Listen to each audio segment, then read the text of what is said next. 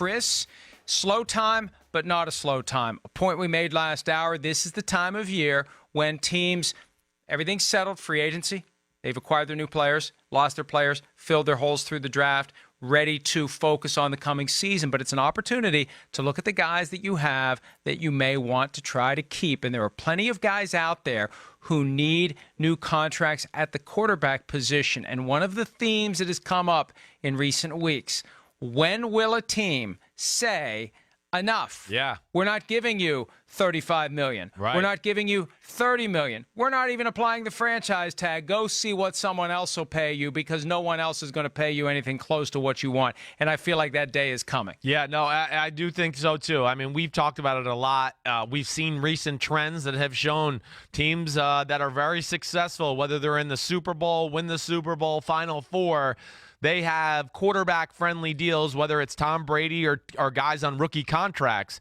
We've seen a lot of teams succeed that way, and I'm with you. I think it's going to happen here real soon. I think the whole NFL is going to realize it to where maybe it does affect the QB market a little bit and brings it back down to reality a little bit. I got no problem with the Russell Wilsons and the Aaron Rodgers and the Ben Roethlisberger making what they're making, but I will say that I don't know necessarily that guys like Kirk Cousins and Jimmy Garoppolo should be making, 4 times the amount of money that Tyrann Mathieu's making, or a guy like Michael Bennett or whoever it may be. I don't think they're worth that. So that's something I'm interested to see where it goes in the future.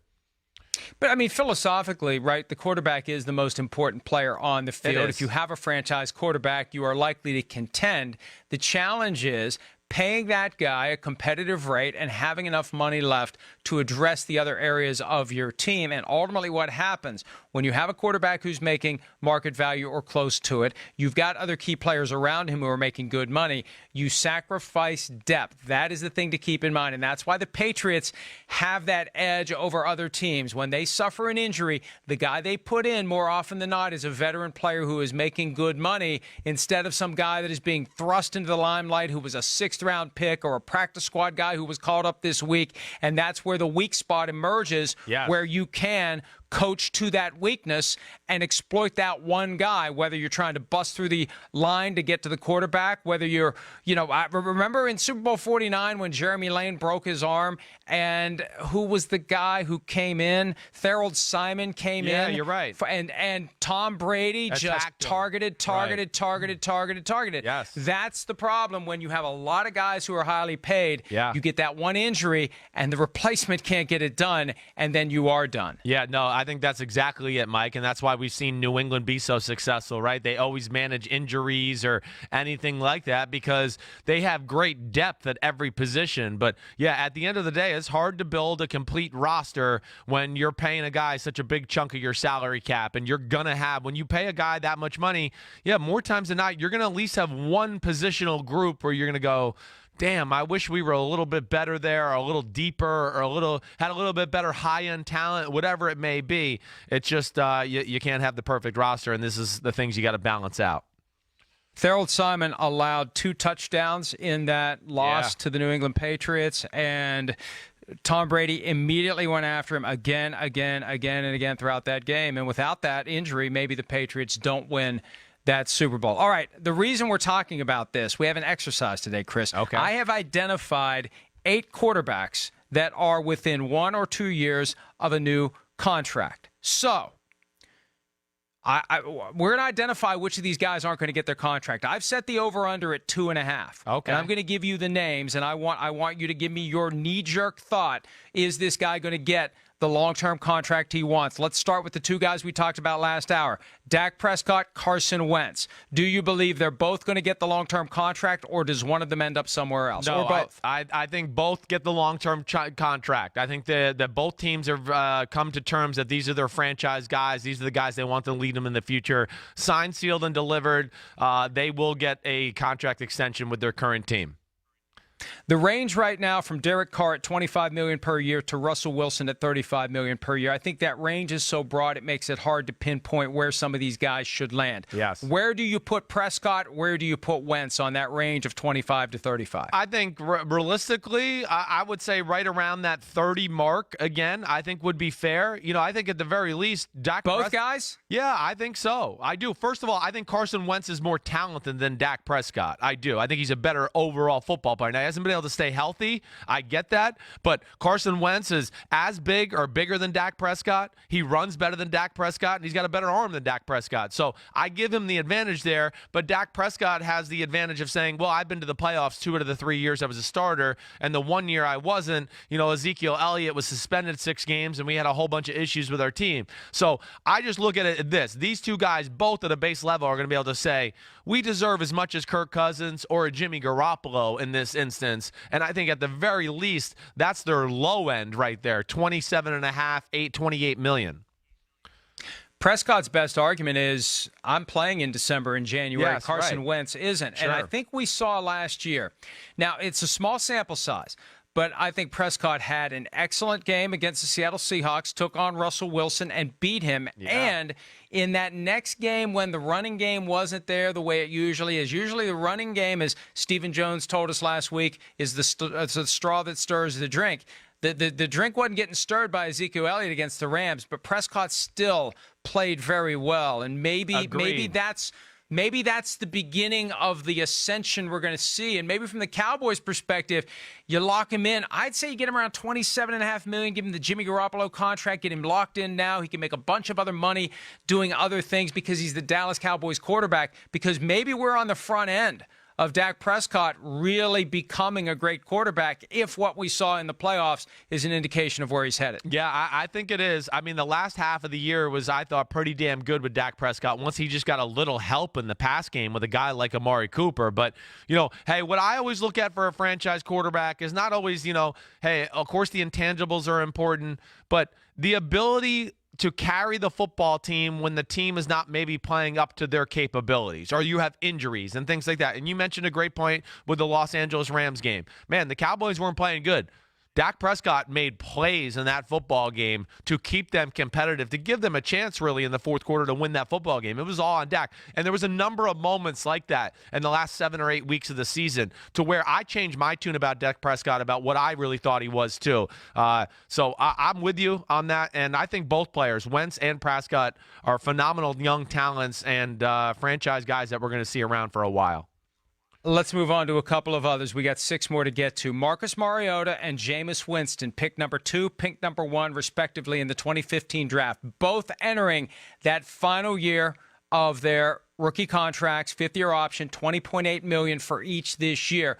Amy Adams-Strunk, the owner of the Titans, has said she hopes Mariota can become the franchise quarterback, meaning he isn't now. Jameis Winston, it's clear they're taking a wait-and-see approach. Which of those guys, if any, gets a long-term deal? Okay, I'm going to say Marcus Mariota does not get a long-term deal. I just have not seen enough, as far as just pure quarterback play for me to go, oh, Marcus Mariota's the future, and the Titans are in good hands. Talk about another guy with the injury bug. He's been hurt just about every year of his career and had a battle thing. So that's one issue.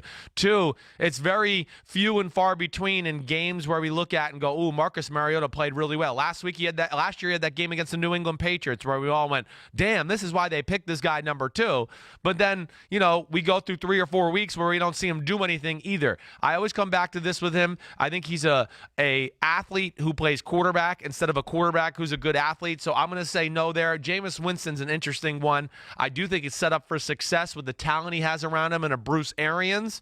But gosh, I got to see it to believe it. I got on and off the field and everything that goes with it. So if you made me pick one right now, I'm going to say neither one of them gets a long-term deal. I favor Jameis more to get it, but I got to see it to believe it before I put that stamp of approval on it.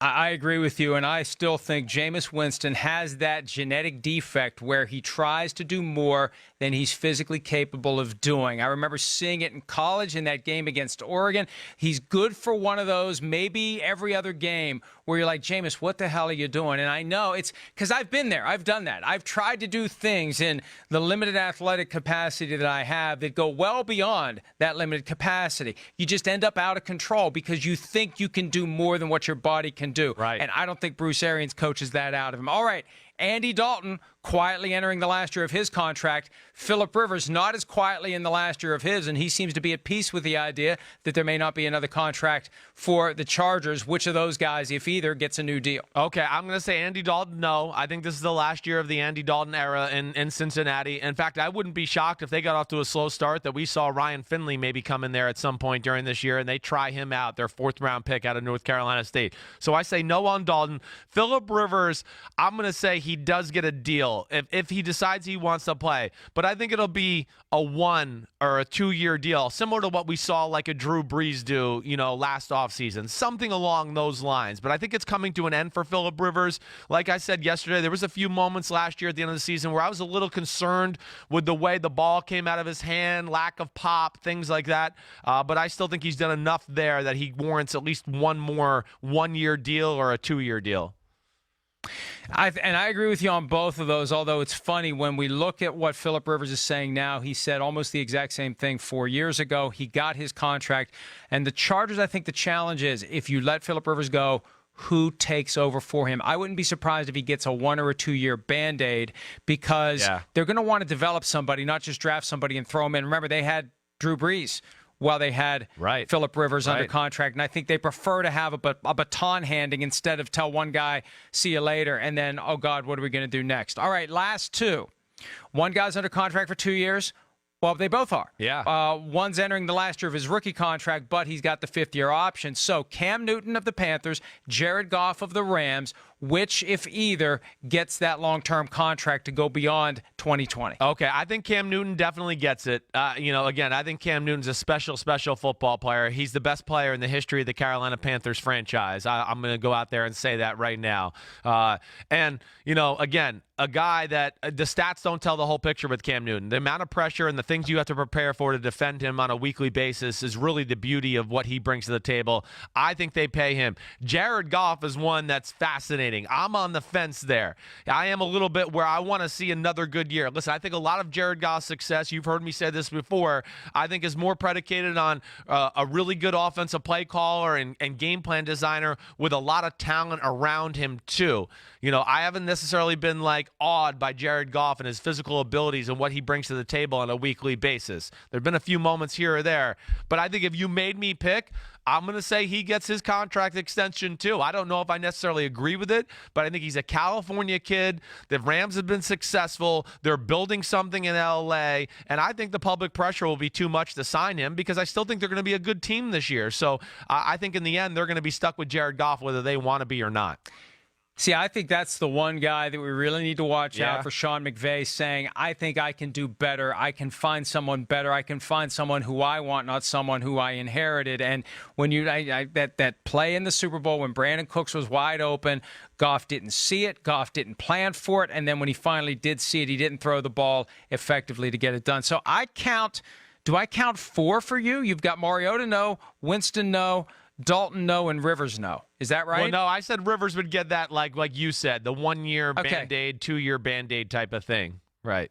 So we're right at 2.5 because we're no on Mariota and Dalton, and with Winston, we don't know. So the over-under is 2.5, so it's a push. I think we agree on that. Yeah. 2.5. Yeah, sure. Yeah, I think that's a fair number. I think Cam Newton will get something, too, along the lines of maybe a 3 or a 4-year deal when his comes up. But, yeah, the interesting one is Jared Goff.